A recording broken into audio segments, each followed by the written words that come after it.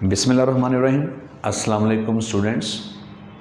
आज हम सेल के स्ट्रक्चर के बारे में एक और बहुत ही इम्पॉर्टेंट कंपोनेंट डिस्कस करने वाले हैं। सेल की स्ट्रक्चर में बहुत अहम किरदार है साइटोस्केलेटन। अब इसे साइटोस्केलेटन क्यों कहा जाता है? साइटो का वर्ड हम यूज़ करते हैं सेल के लिए और स्केलेटन का मतलब है सपोर्टिंग फ्रेमवर्क, नेटवर्क। तो सेल के अंदर फाइबर्स और ट्यूब्यूल्स का एक नेटवर्क है जो पूरे सेल के अंदर फैला हुआ है। इस नेटवर्क को साइटोस्केलेटन कहा जाता है। ये साइटोस्केलेटन किन चीज़ों पर मुश्तमिल है, इसकी कंपोजिशन क्या है और ये सेल के लिए क्या किरदार अदा करते हैं, इन तमाम पॉइंट्स को हम डिस्कस करते हैं। साइटोस्केलेटन फर्दर 3 कंपोनेंट्स पर मुश्तमिल है। माइक्रोट्यूब्यूल्स, ये साइटोस्केलेटन का सबसे ज़्यादा डायामीटर वाला कंपोनेंट है, थिकेस्ट पार्ट है। सेकंड नंबर पे है माइक्रोफिलामेंट्स,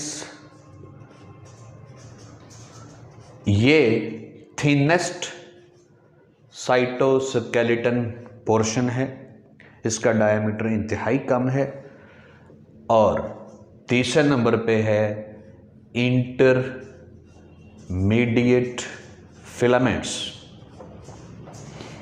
इंटरमीडिएट फिलामेंट्स, इनका डायमीटर इन दोनों के मिडल रेंज में है। इनका डायमीटर ना ही बहुत थिक है ना ही बहुत थिन है, diameter is of middle range. Middle range का डायमीटर है, इसलिए हम इनको इंटरमीडिएट फिलामेंट का नाम देते हैं। इनमें से पहले अगर हम माइक्रोट्यूब्यूल का जिक्र कर दें, माइक्रोट्यूब्यूल्स ये ट्यूब्यूलर स्ट्रक्चर हैं, बारीक हैं और अंदर से हॉलो हैं। आप देख सकते हैं कि इनके अंदर ये कैविटी ल्यूमन मौजूद है, इसलिए इनको ट्यूब्यूल कहा जाता है कि ये अंदर से सॉलिड नहीं, अंदर इनके सेंटर में एक ल्यूमन भी मौजूद होती है। अब इसकी जो वॉल है, ये बाउंड्री, ये स्पेशल टाइप की प्रोटीन से मिलकर बनी है। ये जो मैं स्फेरिकल ग्लोबुलर प्रोटीन ड्रॉ कर रहा हूँ, and this protein is known as tubulin protein. ये ट्यूब्यूलन प्रोटीन से मिलकर बनी है microtubule, tubulin protein. It mean cell के अंदर ट्यूब्यूलर मॉलिक्यूल फ्री फॉर्म में भी होते हैं, और जब कभी ज़रूरत होगी तो ये ट्यूब्यूलन प्रोटीन आपस में अरेंज होते हैं और फिर ये ट्यूब्यूल लाइक स्ट्रक्चर डेवलप होती हैं, जिन्हें हम माइक्रोट्यूब्यूल्स कह रहे हैं। बिल्कुल ये मार्कर के कैप की तरह आप समझ लें कि इसके अंदर आपको एक ल्यूमन भी नज़र आ रही है, और ये जो इसकी बाउंड्री है, ये हम सपोज कर लें किससे बनी है, ट्यूब्यूलन प्रोटीन से। बिल्कुल ऐसे ही सिलेंड्रिकल ट्यूब्यूल हमारे सेल में भी हैं, माइक्रोट्यूब्यूल्स। इनका ओवरऑल डायमीटर तकरीबन 25 नैनोमीटर है। ये इनकी विड्थ के बारे में बात हो रही है, इनके डायमीटर के बारे में बात हो रही है। ये माइक्रोट्यूब्यूल्स सेल में क्यों हैं, इनका फंक्शन क्या है?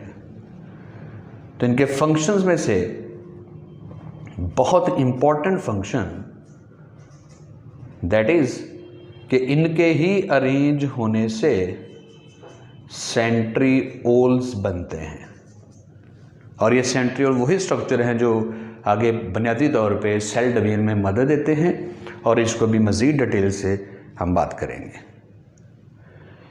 इसी तरह लोकोमोशन के लिए हेयर लाइक स्ट्रक्चर हैं सीलिया, ये भी माइक्रोटब्यूल से ही मिलकर बनती हैं, और फ्लैजेला, ये भी माइक्रोटब्यूल से ही मिलकर बनती हैं। और सीलिया फ्लैजेला की बेस पे स्ट्रक्चर है बेसल बॉडीज, ये खुद भी माइक्रोटब्यूल्स पर ही मुश्तमिल है। इन तीनों को अगर हम देखें तो ये कोई भी सेल देखें, एनिमल का सेल,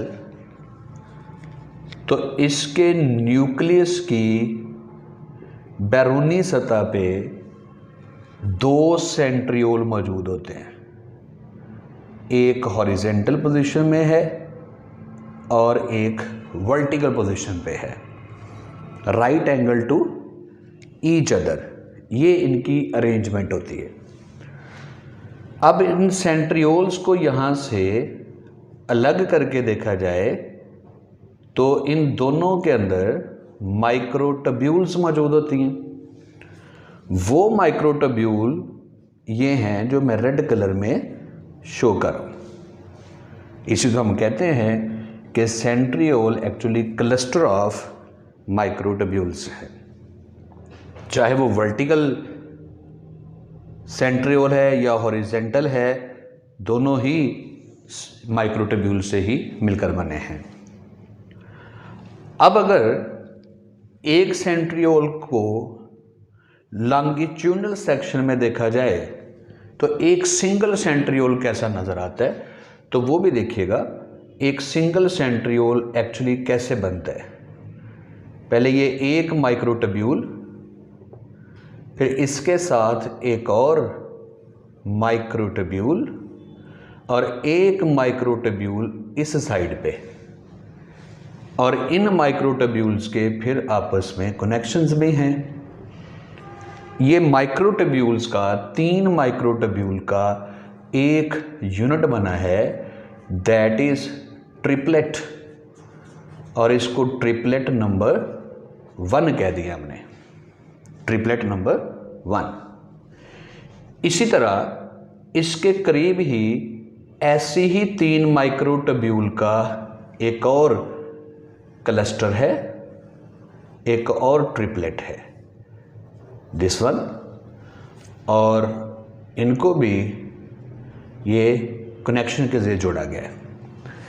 अब ये ट्रिपलेट है नंबर 2, और सेम इसी तरह यहाँ पे ट्रिपलेट नंबर 3 होगा, triplet number 4, triplet number 5, triplet number 6, triplet number 7, फिर ट्रिपलेट नंबर 8 और ट्रिपलेट नंबर 9। इस तरह के 9 ट्रिपलेट एक सिलेंड्रिकल मैनर में आपस में अरेंज हो जाएं तो फिर ये एक सेंट्रियोल बनता है। यानी ये 9 ट्रिपलेट का मतलब है कि टोटल 27 माइक्रोटब्यूल्स हैं, ये आपस में अटैच हैं। इसी तरह जो ये सेंट्रियोल है इसमें भी 27 ही माइक्रोटब्यूल्स हैं। और अब आपको पता होगा कि जब सेल डिवाइड करता है, माइटोसिस होनी होती है इसकी, तो सेंट्रियोल डुप्लीकेट हो जाते हैं। सेंट्रियोल्स 2 ये हैं, इनके साथ 2 सेंट्रियोल और बनते हैं सेम स्ट्रक्चर के साथ, और ये न्यूक्लियस की फिर अपोजिट साइड पे माइग्रेट कर जाते हैं ताकि माइटोसिस में ये हेल्प कर सकें, दिस वन। इसका मतलब जब तक हमारा सेल नॉन डिवाइडिंग स्टेज पे है तो उसमें 2 सेंट्रियोल हैं, और जब सेल डिवाइडिंग फेज में एंटर होता है तो अब इसमें 4 सेंट्रियोल हैं। अब ये सेंट्रियोल की डुप्लीकेशन सिर्फ किस पर्पज़ के लिए हुई है कि ये न्यूक्लियस के दोनों एंड पे जाएंगे और फिर इनके दरमियान वो फाइबर्स डेवलप होते हैं जिनको आप स्पिंडल फाइबर का नाम देते हैं। और ये भी आपके लिए बड़ी दिलचस्प बात है कि इनसे आगे स्पिंडल फाइबर कैसे बनते हैं। तो स्पिंडल फाइबर बनाने के लिए सेंट्रियोल की वो स्ट्रक्चर मैं आपको बताने लगा हूँ जो शायद पहले आपने ना सुनी हो। वो स्ट्रक्चर क्या है? ये जो एक सेंट्रियोल है ये, और ये सेकंड सेंट्रियोल, दोनों किसके बने हैं? Made up of microtubules, this one. अब इन सेंट्रियोल के इस एंड को डिस्टल एंड कहा जाता है, that is known as distal end. और यहां पे कुछ प्रोटीन सब यूनिट होते हैं, इन प्रोटीन सब यूनिट को सब डिस्टल यूनिट्स कहा जाता है या सब डिस्टल अपेंडेजेस कहा जाता है, दीज आर आल्सो प्रोटीन्स। और इधर भी सब डिस्टल अपेंडेजेस है। अब इन अपेंडेजेस के साथ मजीद माइक्रोट्यूब्यूल्स आकर अटैच होती हैं, and these microtubules are known as spindle fiber. ये स्पिंडल फाइबर फिर क्रोमोसोम के साथ जाके अटैच भी होते हैं और फिर माइटोसिस की एनाफेज के दौरान उनको अलग अलग भी करते हैं। इसी तरह इधर जो डिस्टल अपेंडेजेस हैं इनमें से भी इसी तरह स्पिंडल फाइबर माइक्रोट्यूब्यूल्स डेवलप होती हैं और इन वाले से भी होती हैं।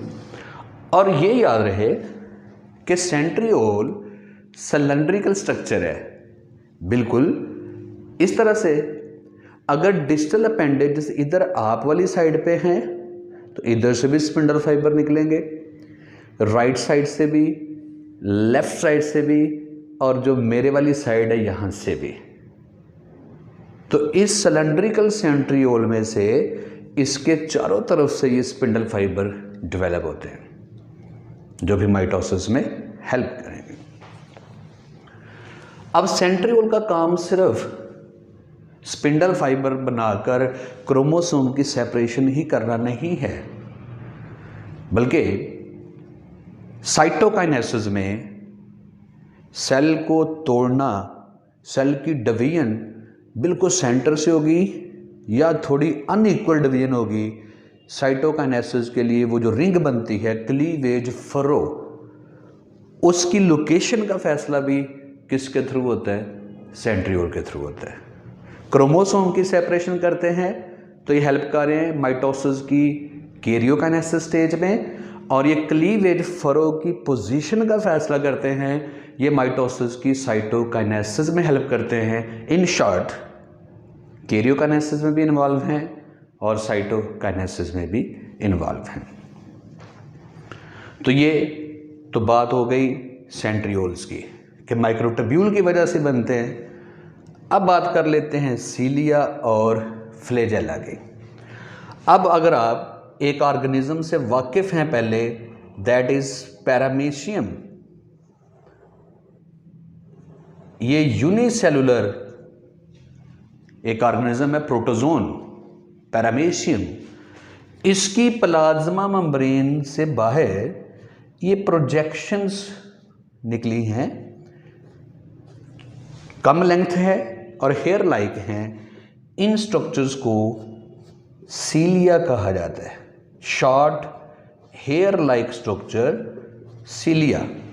और ये सीलिया एक्चुअली जो बाजार एक बारीक धागे जैसे नज़र आ रहे हैं, अगर इसको आप ओपन करें तो इसके अंदर भी क्लस्टर ऑफ माइक्रोट्यूब्यूल्स है।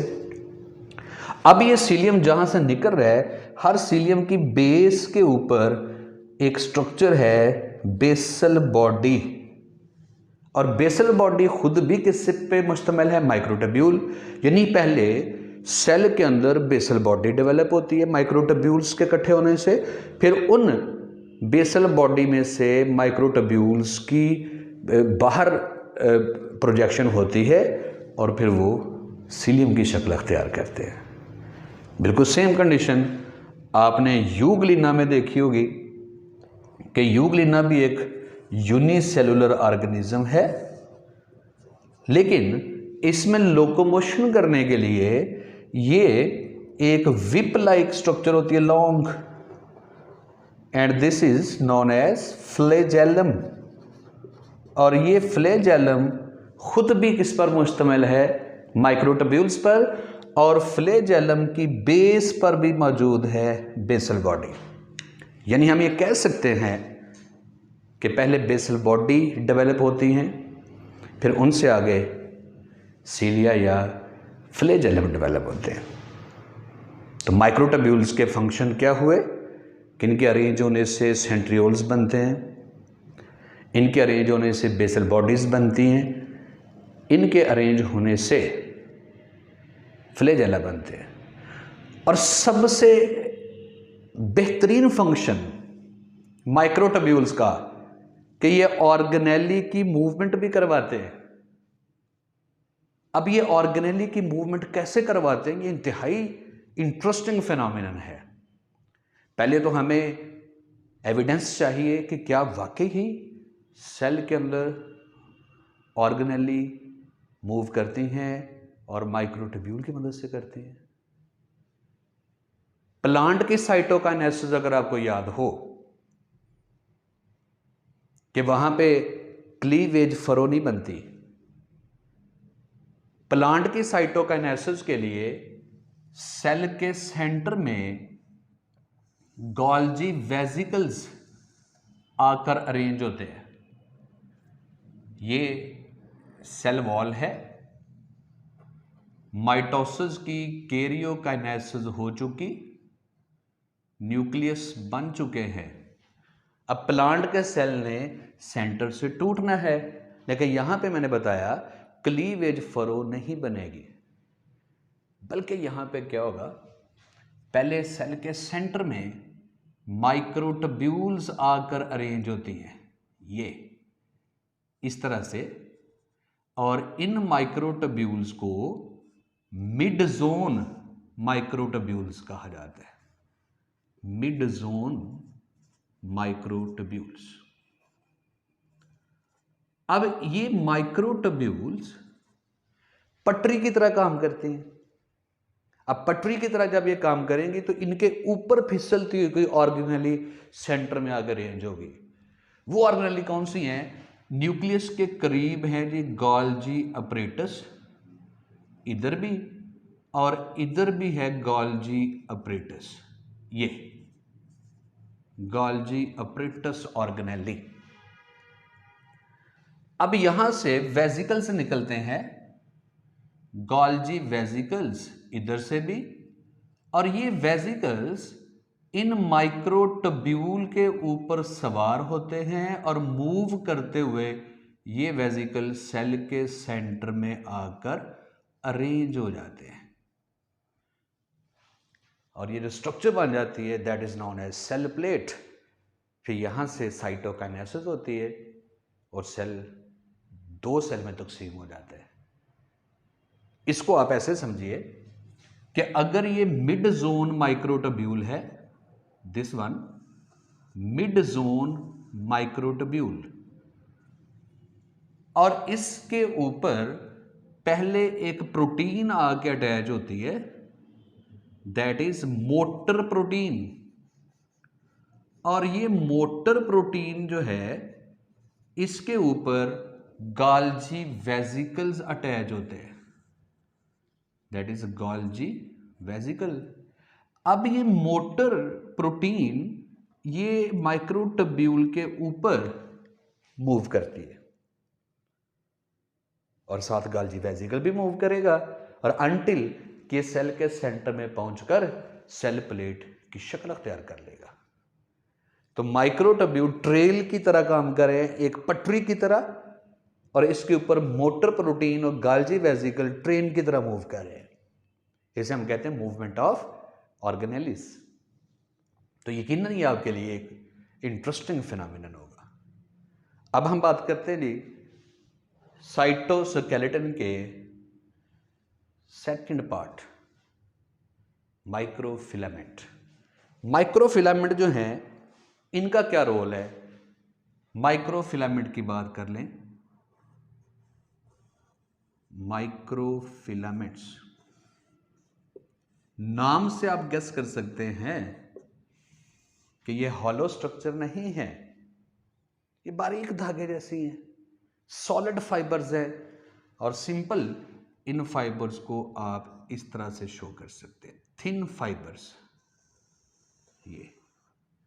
और ये एक्चुअली प्रोटीन्स पर मुश्तमिल है, that is actin protein and myosin protein. ये बारीक धागे किन प्रोटीन से मिलकर बने हैं? Actin and myosin. अब सेल के अंदर ये माइक्रोफिलामेंट कहां पे हैं?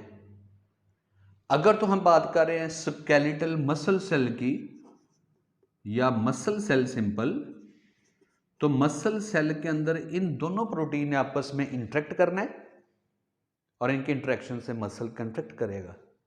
इट मीन कि माइक्रोफिलामेंट की वजह से मसल कंट्रैक्ट भी करता है। अगर हम इसे एक मसल सेल कंसीडर कर लें, ये एक मसल सेल है और इसके अंदर ये प्रोटीन है रेड कलर में जो मैंने शो की हैं, ये हैं एक्टिन, और जो मैंने ब्लैक कलर में शो की हैं ये मायोसिन। एक्टिन प्रोटीन और मायोसिन प्रोटीन, इन दोनों ने आपस में क्रॉस ब्रिजिंग करनी है, इंटरेक्शन करना है। इन्होंने इधर को फोर्स लगानी है, इन्होंने इधर को। मसल सेल की लेंथ कम हो जाती है, और जब मसल सेल की लेंथ कम हो जाती है तो इसे हम कहते हैं कंट्रैक्टेड मसल सेल। तो किस प्रोटीन की वजह से पॉसिबल हुआ? एक्टिन और मायोसिन, और एक्टिन मायोसिन प्रोटीन अरेंज होकर बारीक धागों की शक्ल अख्तियार की है, जिन्हें हम कह रहे हैं माइक्रोफिलामेंट। और इनका डायमीटर अराउंड अबाउट 7 नैनोमीटर होता है। माइक्रोफिलामेंट बहुत बारीक धागे है ये। अब माइक्रोफिलामेंट की वजह से सेल के अंदर साइटोप्लाज्म की मूवमेंट होती है, जिसे हम स्ट्रीमिंग मूवमेंट कहते हैं। जैसे ये अगर प्लांट का कोई एक सेल है, इसके सेंटर में ये वैक्यूल है, सेंट्रल वैक्यूल है, और ये साइटोप्लाज्म है, और ये सेल वॉल है। प्लांट सेल की बात करें जी हम, ये अब यहां पे साइटोप्लाज्म ये ऐसे गर्दश कर रहा है, साकिन हालत में नहीं है। ये जो साइटोप्लाज्म की मूवमेंट है पूरे सेल के अंदर, इस मूवमेंट को हम साइक्लोसिस भी कह सकते हैं, that is known as cyclosis. और इसे हम स्ट्रीमिंग मूवमेंट का नाम भी दे सकते हैं, that is known as streaming movement. अब इस मूवमेंट के फायदे क्या हैं?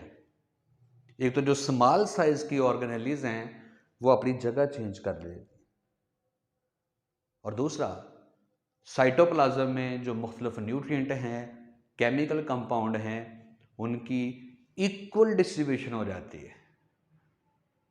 अगर हम ये कहें कि सेल में कोई केमिकल कंपाउंड जब एंटर हुआ है तो वो इस जगह पे कंसंट्रेटेड है, अब वो सेल के दूसरे रीजन तक कैसे पहुंचेगा? यकीनन साइटोप्लाज्म की सर्कुलेशन से।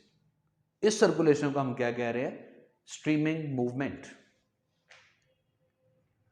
और इस मूवमेंट के लिए माइक्रोफिलामेंट प्लाज्मा मेम्ब्रेन के नीचे अरेंज होते हैं। यहां पे माइक्रोफिलामेंट मूव करते हैं और इस वजह से साइटोप्लाज्म में स्ट्रीमिंग मूवमेंट होती है।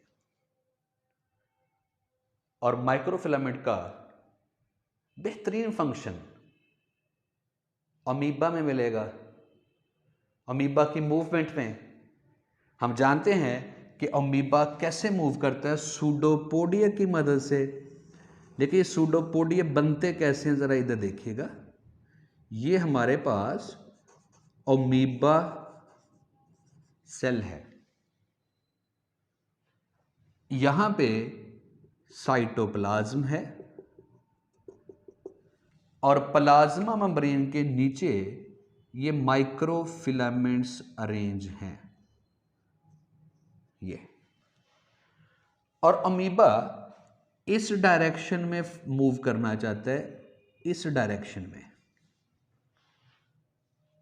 अब ये माइक्रोफिलामेंट की वजह से ये साइटोप्लाज्म की गर्दश तेज होती है और ये इधर प्लाज्मा मेम्ब्रेन के साथ आके टकराता है। यहां से प्लाज्मा मेम्ब्रेन आगे की तरफ प्रोजेक्ट हो जाती है, बाहर की तरफ उभर जाती है और इसके बाहर की तरफ उभरने से इस डायरेक्शन में ये जो फिंगर लाइक स्ट्रक्चर्स बन गई हैं, इन फिंगर लाइक स्ट्रक्चर को हम क्या नाम दे रहे हैं जी? सूडोपोडिया। इस तरह सूडोपोडिया की फॉर्मेशन के बाद अमीबा अपनी जगह भी चेंज कर सकता है और अपनी फूड को एनगल्फ भी कर सकता है, फूड को वैक्यूल की शक्ल में कैप्चर भी कर सकता है। साइटोस्केलेटन का तीसरा और आखिरी कंपोनेंट इंटरमीडिएट फिलामेंट।